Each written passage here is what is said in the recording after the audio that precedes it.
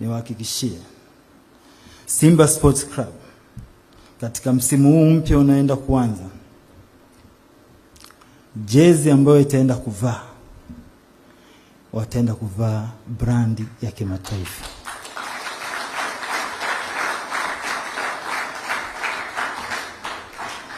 Jairut Investment East Africa Limited tumeingia mkataba mkubwa sana na one of the very international and reputable brand in the world.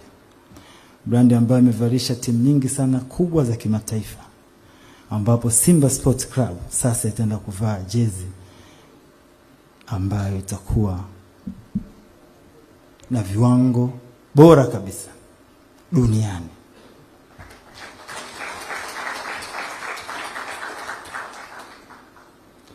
Tumesha sign mkataba na tumesha seal the deal.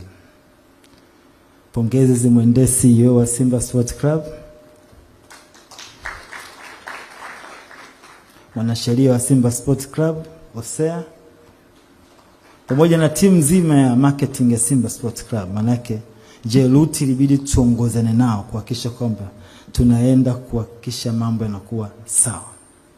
So ni watoe hofu wana Simba, mwaka huu na miaka inayofuata mambo yatakuwa mazuri sana.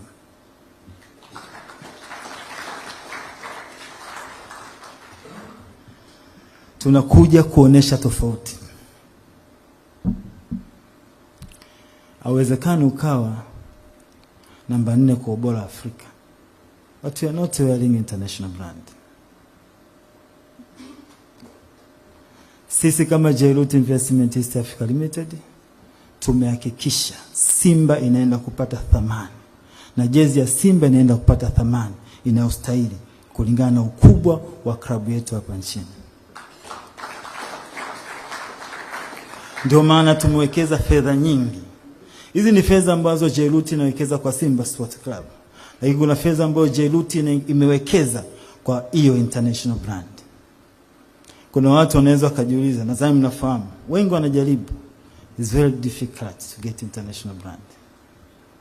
It involves a lot of procedures, a lot of hard work. End of the day watu wanakata tamaa. But for the first time katika nchi yetu ya Tanzania, Simba Sports Club ndio inakuwa club pekee ya kwanza kuvaa jezi ambayo ni international branded.